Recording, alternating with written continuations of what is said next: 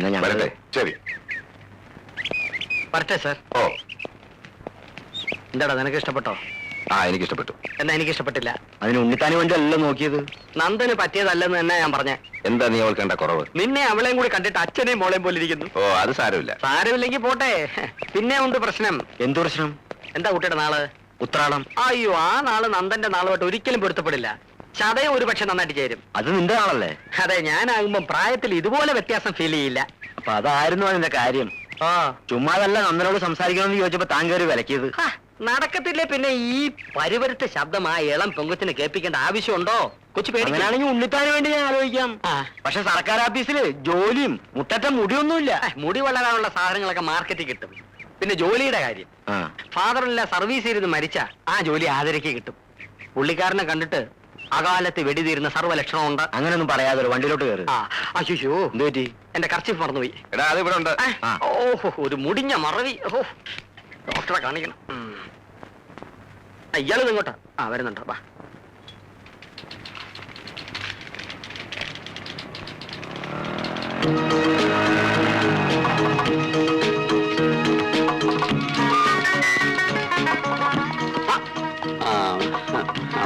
മേക്കപ്പെട്ടോളൂ, ഞാനിപ്പോ വരാം. അവിടെ കൺമഷിയുടെ പരസ്യത്തിനുള്ള മോഡലാ. ബാലോട്ടിന് നാണല്ലേ ഇങ്ങനെ ഒരു മോഡൽസിന് ബൈക്കിൽ വെച്ചോണ്ട് ഊര് ചുറ്റാൻ? ഇല്ല, ചുമ്മാ അല്ല നാട്ടുകാർ ഓരോന്ന് പറയുന്നത്. പറയുന്നൊരു പറയട്ടെ. കാറ്റ് പോകുന്നിടത്തൊക്കെ വേലി കെട്ടാൻ പറ്റും. എന്നാൽ ഇവിടെ വരെ ബൈക്കിൽ കൊണ്ടുവരുന്നേ പറ്റുമല്ലേ? അവൾ ഇനി ഒരുങ്ങി ചമഞ്ഞ് ഓട്ടോറിക്ഷ പിടിച്ച് ഇവിടെ എത്തുമ്പോഴേക്കും ഒരു നേരം ആവും. ഉച്ചയ്ക്ക് മുമ്പ് ഫോട്ടോ എടുത്ത് കൊടുത്താൽ പ്രിന്റ് അടിച്ച് കിട്ടും. അതുകൊണ്ടാണ് ഞാൻ തന്നെ ചുമന്നുകൊണ്ട് പോരാന്ന് വെച്ചത്. പിന്നെ നിന്നെ ആരോ പെണ്ണാണെന്നു കേട്ടു. എങ്ങനെയുണ്ട് കക്ഷി? കാര്യം പറയാന്ന് വെച്ച് 8 മണി മുതൽ കാത്തു നിൽക്കുക. എന്നാ പിന്നെ സമയങ്ങളുണ്ടാ? പറഞ്ഞേ. കാണുന്ന പെമ്പിളയുടെയൊക്കെ പറയാൻ നടക്കുന്ന ഇയാളോട് പറഞ്ഞിട്ട് ഒരു കാര്യമില്ല. ഒരു കാര്യമില്ലെങ്കിൽ പറയണ്ട. അതെ, നിങ്ങളുടെയൊക്കെ പാവം കണ്ട എന്നെ അയാൾക്ക് കെട്ടിച്ചു കൊടുത്ത മട്ടുണ്ടല്ലോ. പെണ്ണ് കാണൽ ചടങ്ങിനൊക്കെ അതിന്റേതായ ഒരു ത്രില്ലുണ്ട്. അതുകൊണ്ടാ ഞാൻ കൂളായിട്ട് ചെന്ന് നിന്നു കൊടുത്തത്. ഇനി രജിസ്റ്റർ കല്യാണത്തിനാണ് വിധിയെങ്കിൽ ഇതൊന്നും അനുഭവിക്കാൻ പറ്റത്തില്ലല്ലോ. ഇങ്ങനെ ഒരു സംഭവം നടക്കാൻ പോണ വിവരം പേരൻസ് നിന്നെ അറിയിച്ചതേ ഇല്ലേ? എനിക്ക് ചെറിയ സൂചന കിട്ടിയിരുന്നു, പക്ഷെ ഞാൻ അത്ര സീരിയസ് ആയിട്ട് എടുത്തില്ല. ചായ കൊടുത്തിട്ട് ആ മുഖത്തോട്ടൊന്ന് നോക്കിയപ്പോ സത്യം പറഞ്ഞാൽ ഞാൻ അയ്യടാന്നായിപ്പോയി. എന്റെ ഫാദറിന്റെ അല്പമെങ്കിലും സൗന്ദര്യബോധം കാണുമെന്നാ ഞാൻ വിചാരിച്ചത്. അത്രയ്ക്ക് ബോറാണോടി? വികൃതമൊന്നുമല്ല, പക്ഷെ ഒരു വില്ലൻ ലുക്കാ.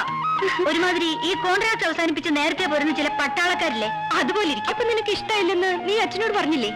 അതിന്റെ ഒന്നും ആവശ്യം വരുന്നില്ലടി. ജാതകം ചേർന്നിട്ടാണല്ലോ ഇത് നടക്കാൻ. ആ സ്റ്റെപ്പിൽ വരുമ്പോഴേക്കും ഇതങ്ങ് തെറ്റിക്കോളും. അതുവരെ വക്കീൽ ഈ കേസ് വിട്ടായിട്ട് നടന്നോളൂ തന്നെ.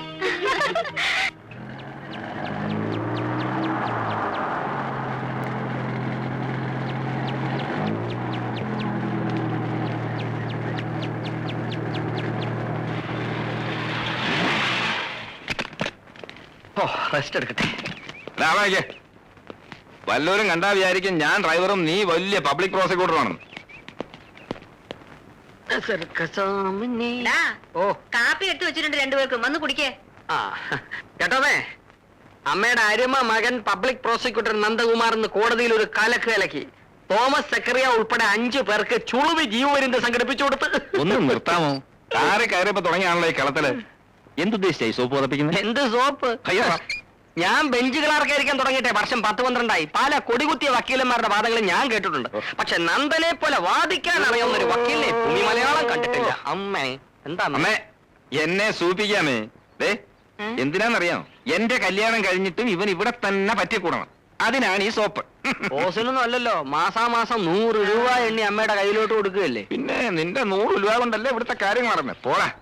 ആ 100 രൂപയ്ക്ക് എല്ലാ മാസവും നിങ്ങളുടെ 2 പേരുടെ പേർക്കും അമ്പലത്തിൽ വഴിപാട് കഴിക്കുന്നുണ്ട്, അറിയാമോ? അമ്മേ, എന്റെ പെറ്റമ്മ പോലും ഇങ്ങനെ ചെയ്തിട്ടില്ല. അപ്പൊ ഞാൻ അടുത്ത മാസം പോലെ 50 രൂപ തന്നാ മതിയല്ലോ. എനിക്ക് വഴിപാട് വേണ്ട, വായിലോട്ടുള്ള വല്ലതും തന്നാ മതി. ഞാൻ അടങ്ങി ഒതുങ്ങി കിളിക്കൂട്ടി കഴിഞ്ഞോളാം. എന്നാലും ഇവിടുന്ന് ഒഴിഞ്ഞു പോവുകയില്ല. ഒഴിയും. എപ്പോ? നിന്റെ കല്യാണത്തിന് മുമ്പ് എന്റെ കല്യാണം നടത്തിയിട്ട് ഞാൻ ഒഴിയും. അമ്മേ, ഇവൻ കെട്ടാൻ പോകുന്ന പെണ്ണിന് എന്തൊക്കെയാ വേണ്ടെന്നറിയാമോ? സൗന്ദര്യം, മുട്ടറ്റ മുടി, സർക്കാർ ജോലി, സിറ്റിയിലൊരു വീട്. പിന്നെ വീടില്ലാതെ ഞങ്ങൾ ഭാര്യയും ഭർത്താവ് NH-47 കിടന്നുറങ്ങോ? അല്ല, ഈ 3 ഡിമാൻഡ് ഒത്ത ഒരു പെണ്ണിനെ വെറും ഒരു ബെഞ്ച് ക്ലാർക്കായ അളിയനെ കിട്ടുമെന്ന് തോന്നുന്നുണ്ടോ? ഇല്ലെങ്കിൽ അതുവരെ ഞാൻ ഈ പെര നിറഞ്ഞു നിൽക്കും. അയ്യോ, പെര നിറഞ്ഞു നിൽക്കല്ലേ. അമ്മയ്ക്കും എനിക്ക് ഇടയ്ക്ക് അങ്ങോട്ടും ഇങ്ങോട്ടും ഒക്കെ ഒന്ന് പോകണം. ഒന്ന് ഒതുങ്ങി തരണേ. അതിനുള്ള ഗ്യാപ്പ് വിട്ടേക്കാം. കല്യാണത്തിന്റെ കാര്യം പറഞ്ഞപ്പോഴാ ഓർത്ത് ശിവശങ്കരൻ വന്നിരുന്നു. ആതിരയുടെ ഫോട്ടോ നീ ചോദിച്ചിരുന്നില്ലേ? അതിവിടെ തന്നിട്ടുണ്ട്.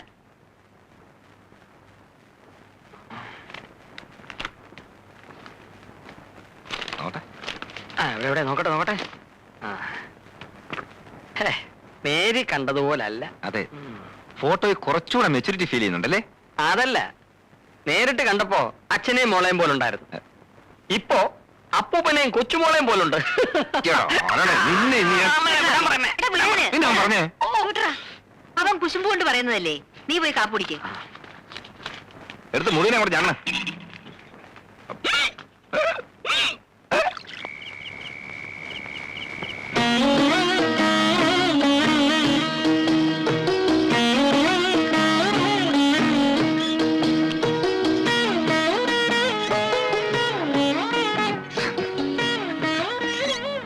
ശങ്കരേട്ടൻ വല്ലതും പറഞ്ഞോമേ? അവർക്ക് താല്പര്യക്കുറവൊന്നുമില്ല. പിന്നെ വയസ്സിന്റെ കാര്യത്തിലേ അല്പ വിഷമേ ഉള്ളൂ. ഓ, ഇനി ജാതകം ചേരാതെ വരുമോ എന്തോ? ആ, ഇത് നടക്കുമെന്നാ എന്റെ മനസ്സ് പറയുന്നത്. നിന്റെ ജാതകം അവര് ചോദിച്ചു. ശിവശങ്കരൻ അതുകൊണ്ടാ പോയിരിക്കുന്നത്. ആണോ? ആ,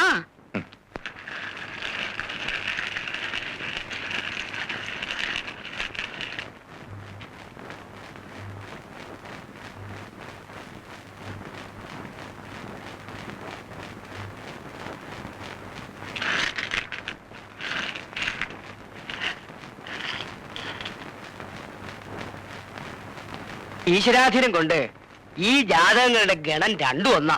അതായത് ഗുണം 10 എന്നർത്ഥം. പ്രശ്നമാർഗത്തിൽ ദീർഘദാമ്പത്യത്തിന് 23 പൊരുത്തങ്ങളാ പറയണത്. ഇവിടെ ഭാഗ്യം പോലെ ഒക്കെ ഒത്തു വന്നിരിക്കണു. അടുത്ത കാലത്തൊന്നും ഇത്ര വിശേഷമായിട്ടൊരു പൊരുത്തം ഞാൻ കണ്ടിട്ടില്ല. വേറെ എന്ത് തടസ്സം ഉണ്ടാച്ചാലും അതൊക്കെ അങ്ങോട്ട് ഒഴിവാക്കി ഈ ജാതകങ്ങൾ തമ്മിൽ കൂടി ചേർക്കുക. എല്ലാം ഉത്തമമായിരിക്കും.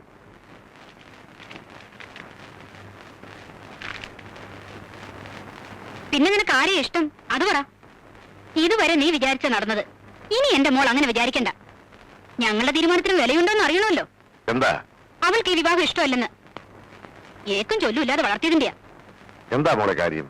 അവൾക്ക് അയാളെ ബോധിച്ചില്ല, അത്ര തന്നെ. പ്രായം ലേശം കൂടുതലുണ്ടെന്നല്ലാതെ എന്താ നന്ദകുമാറിന് കുറവ്? നിന്റെ അമ്മയും ഞാനും തമ്മിലുള്ളല്ലോ 10-12 വയസ്സ് വ്യത്യാസം. പ്രായത്തിന്റെ ഒന്നുമല്ല, എനിക്ക് ഇഷ്ടമല്ല. അതിന്റെ കാരണമാ അച്ഛൻ ചോദിച്ചത്. കാരണമൊന്നും എനിക്കറിയില്ല. എന്റെ മനസ്സിനെ അയാളെ ഇഷ്ടപ്പെടാൻ പറ്റുന്നില്ല. നിന്റെ മനസ്സിൽ മാത്രം എന്താ ഇത്ര പ്രത്യേകത? വേറെ എന്തെങ്കിലും ഉദ്ദേശം ഉണ്ടെങ്കിൽ അത് മനസ്സിൽ തന്നെ വെച്ചാ മതി. നീ ഒന്നും മിണ്ടാതിരിക്കും വിജയലക്ഷ്മി. ഞാൻ മിണ്ടാതിരുന്നതാ ഇതിന്റെ ഒക്കെ കാരണം. ഇപ്പൊ അനുഭവിക്കേ.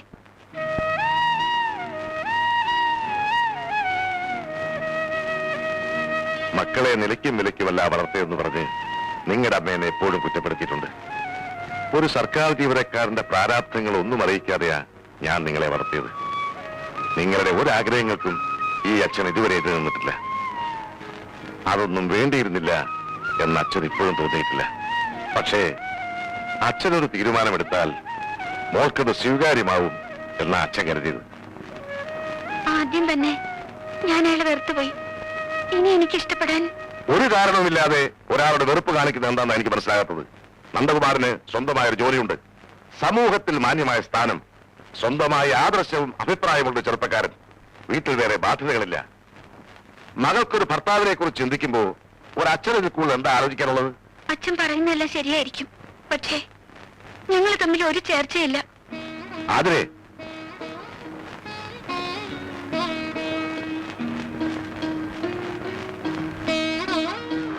മോളെ,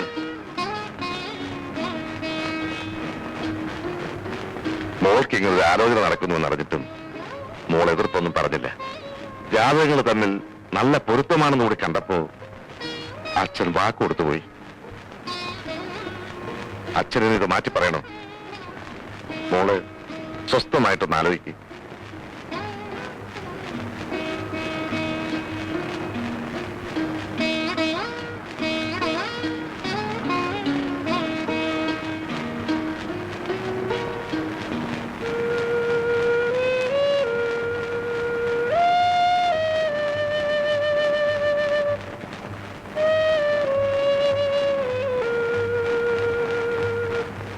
പിന്നെ അപ്പോഴത്തെ ദേഷ്യത്തിൽ ഞാനങ്ങനെ പറഞ്ഞെങ്കിലും ആലോചിച്ച് നോക്കിയപ്പോ അവള് പറഞ്ഞാലും കാര്യമുണ്ടെന്ന് തോന്നുന്നു. അവൾക്ക് ഇഷ്ടമല്ലെങ്കിൽ പിന്നെ നമ്മൾ നിർബന്ധിക്കണോ? നീ എന്താണ് പറയുന്നത്? അവളുടെ ഭാവിയുടെ സുരക്ഷിതത്വമല്ലേ നമ്മൾ നോക്കേണ്ടത്? അതിൽ കൂടുതലായിട്ട് ഒരു മകൾക്ക് വേണ്ടി അച്ഛനെ കൊണ്ട് എന്താ ചെയ്യാൻ കഴിയുക?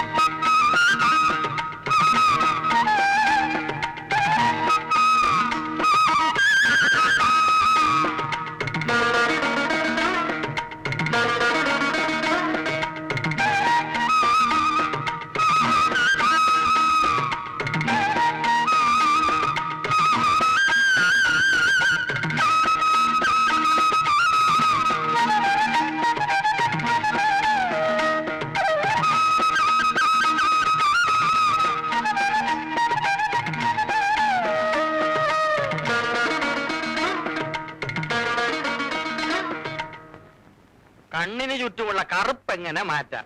അത് ശരി. പബ്ലിക് പ്രോസിക്യൂട്ടർ നന്ദകുമാറിന്റെ മുറിയിൽ ബ്യൂട്ടി പാർലർ എപ്പോ തുടങ്ങി? ദേ, ഒരല്പം മര്യാദ വേണം. ഈ കഥയിനൊന്ന് മുട്ടിയിട്ട് ഞാൻ അകത്തോട്ട് ഇറങ്ങാൻ. പിന്നെ കഥകിന് മുട്ടി അനുവാദം മേടിച്ച് അകത്ത് കയറാൻ ഇതെന്താ രാമസ്വാമിയുടെ ചേമ്പറോ? കല്യാണം നടക്കുമെന്നായതേ ഉള്ളൂ, സ്വന്തം കൂട്ടുകാരനെ തടയാനുള്ള ശ്രമം തുടങ്ങി. എന്താ എനിക്കൊന്നും പറ്റുകയില്ലേ?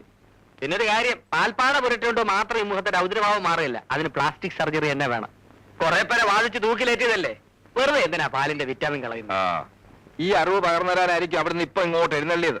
വെരി വെരി സോറി, അതിനല്ല. പിന്നെ അതിന് അയ്യോ, ഞാൻ മറന്നുപോയല്ലോ. ഞാൻ എന്ത് പറയാനാ ഇങ്ങോട്ട് ഇടിച്ചു കളിക്കറി വന്നേ? എടാ, ഒരാഴ്ച നീ ലീവ് എടുത്ത് വീട്ടിലിരുന്നാലും ഇത് ഓർമ്മ കിട്ടിയത്. അമ്മേ പാൽപ്പാട. അന്തരോട് എന്തെടുക്കുക? മുഖം തുടക്കറിയാ. എന്താ രണ്ടും കൂടി ഇതിനകത്തുണ്ടായിരുന്നോ? എന്താ? ജമാൽ എത്ര നേരമായി ഇവിടെ വന്ന് കാത്തിരിക്കുന്നു? അയ്യോ, അത് പറയാനാ ഞാൻ ഇങ്ങോട്ട് വന്നത്. സാറിന്റെ ഗുമസ്തൻ ഗുലിമാലി ജമാല് കാണാൻ വന്നിരിക്കുന്നു. ഇന്നത്തെ ദിവസം പോക്കാ. ആർക്ക്? അല്ല, എന്റെ. പോടാ. കേസ് കെട്ടൊക്കെ നേരത്തെ കൊണ്ട് തരണമെന്ന് ഞാൻ പറഞ്ഞല്ലോ. നേരത്തെ തന്നെ ഇറങ്ങിയതാണ് സാറേ. അപ്പോഴാണ് സെക്കൻഡ് വൈഫിന്റെ ബാപ്പാക്ക് കോളറാന്നും പറഞ്ഞ് അവൾ അളാപ്പ് വന്നത്. അറിഞ്ഞ സ്ഥിതിക്ക് അവിടം വരെ ഒന്ന് പോകാതിരിക്കാതെ പറ്റുമോ? അങ്ങനെ ഇരിക്കെ ഇറങ്ങിയേക്കാന്ന് കരുതിയപ്പോഴാണ് ഫസ്റ്റ് വൈഫിന്റെ ബാപ്പാക്ക് ബസൂരി എന്നും പറഞ്ഞ് അവൾ അളാപ്പ് വന്നത്. ഇതെല്ലാം കൂടി കേട്ടപ്പോ പടച്ചോനാണ് നമുക്ക് ഒരു ലൂസ് മോഷൻ. അതാണ് വരാൻ വൈകി. മോഷണം കുഴപ്പമൊന്നുമില്ല. കുഴപ്പമൊന്നും. നാളെ ഏതൊക്കെയാ കേസ്? CP 38/87, CP 52, അതൊക്കെ പറഞ്ഞു. CP 22/88, സെഷൻസ് 3/90, സെഷൻ 2 മതി മതി മതി. നാളെ രാവിലെ 8 മണിക്ക് ഓഫീസ് തുടങ്ങണം. മജിസ്ട്രേറ്റ് കോർട്ടിലെ കേസിന് ബാലേന്ദ്ര അപ്പിയർ ചെയ്യട്ടെ.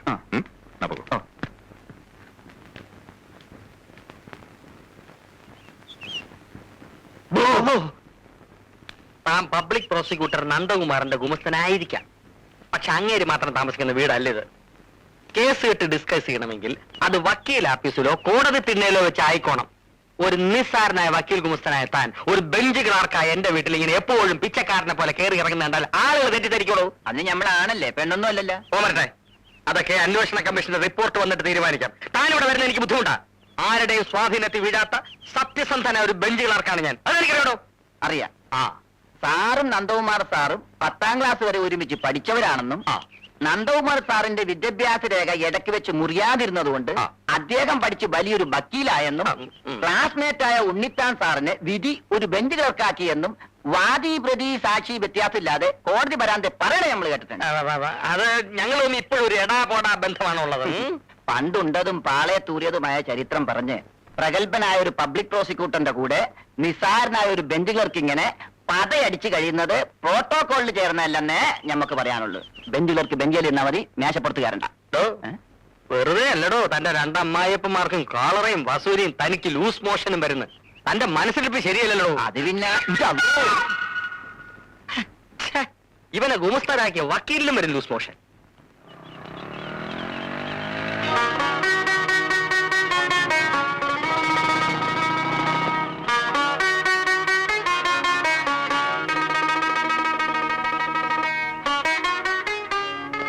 എന്തിനാ അത്യാവശ്യമായിട്ട് കാണണമെന്ന് പറഞ്ഞത്? അച്ഛനും അവർക്ക് വാക്ക് കൊടുത്തു. എന്നിട്ടും ഭാനുവേട്ടൻ ഇങ്ങനെ ഇൻഡിഫറന്റ് ആയിട്ട് നിൽക്കുന്ന എനിക്ക് മനസ്സിലാവാത്തത്. ഞാൻ എന്ത് ചെയ്യണമെന്ന് നീ പറയുന്നത്? ആ വക്കീലിന്റെ പ്രപ്പോസൽ എങ്ങനെയെങ്കിലും ഒന്ന് മുടക്കണം. ഭാനുവേട്ടനെ കൊണ്ട് പറ്റുമോ? ഭാനുവേട്ടനെ കൊണ്ട് പറ്റുമോ എന്ന് ചോദിച്ചാൽ എനിക്കിന്ന് കല്യാണം മുടക്കല പണി. എടുത്തു ചാടി ഒരു ഡിസിഷൻ എടുക്കാതെ നല്ലതുപോലെ ഒന്ന് ആലോചിച്ചിട്ട് പോരെ? ആലോചിക്കാനൊന്നുമില്ല. അച്ഛനും അമ്മയും ആഗ്രഹിക്കുന്ന പോലെ എന്നെ അയാളുടെ തലയെ കെട്ടിവെക്കണമെന്നാണോ ഭാനുവേട്ടന്റെ ആഗ്രഹം? ഈ ലൈഫ് എന്ന് പറയുന്നത് നമ്മൾ കൂട്ടുകാരോടൊപ്പം മരത്തണലിൽ ഇരുന്ന് സ്വപ്നം കാണുന്ന പോലെ സിമ്പിൾ അല്ല. ഭാവനയിൽ കെട്ടിപ്പടുക്കുന്ന ജീവിതത്തിൽ നമുക്ക് ആരെ വേണമെങ്കിലും സ്നേഹിക്കാം, വിവാഹം കഴിക്കാം, ആരും നിയന്ത്രിക്കാൻ വരില്ല. പക്ഷെ പ്രാക്ടിക്കൽ ലൈഫിൽ നമ്മൾ ചില നിയന്ത്രണങ്ങൾക്ക് കീഴടങ്ങിയേ പറ്റൂ. മാത്രമല്ല അത്രയ്ക്ക് നെഗ്ലക്ട് ചെയ്യേണ്ട ഒരു പ്രപ്പോസലാണെന്ന് എനിക്ക് തോന്നുന്നില്ല. അഡ്വക്കേറ്റ് നന്ദകുമാറിനെ കുറിച്ച് ഞാൻ അന്വേഷിച്ചു. എല്ലാവർക്കും നല്ലതേ പറയാനുള്ളൂ. അയാളെ കുറിച്ചുള്ള ഭാനുവേട്ടന്റെ ഒപ്പീനിയൻ അറിയാനല്ല ഞാൻ വിളിപ്പിച്ചത്. എന്തറിയാനാ വിളിപ്പിച്ചത്? കുന്തം അറിയാൻ. അതല്ല ഞാൻ. മതി മതി, എല്ലാവരുടെ സ്നേഹം എനിക്കിപ്പോ മനസ്സിലായി. ഞാൻ പറയുന്നത് കേക്ക്. എനിക്കൊന്നും കേൾക്കണ്ട.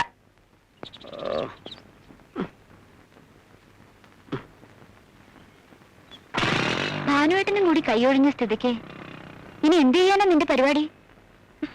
സങ്കല്പത്തിലുള്ള ഭർത്താവിനെ കുറിച്ച് നീ ഒത്തിരി വീമ്പളക്കി പോയതുകൊണ്ട് നീ ഇതിന് സമ്മതിക്കാതിരിക്കണ്ട.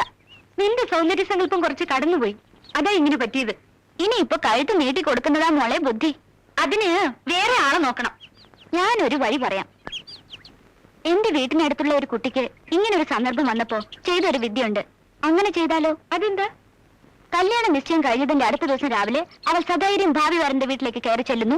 നടന്നതും നടക്കാത്തതുമായ പല കഥകൾ തട്ടിവിടുന്നു. ഭാവി വരൻ ഫ്ലാറ്റ്.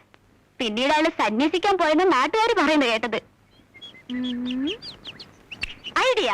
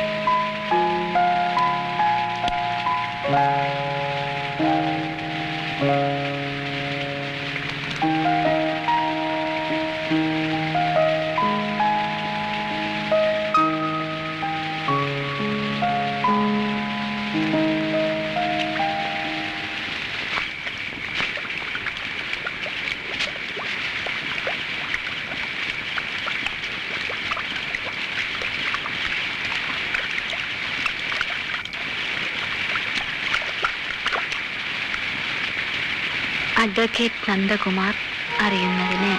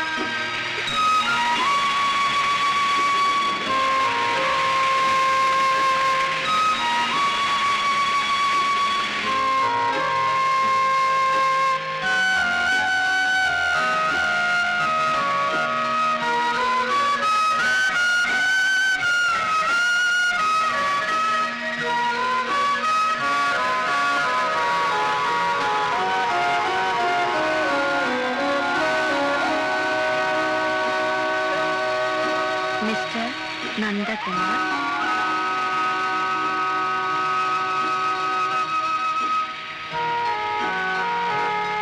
അഡ്വക്കേറ്റ്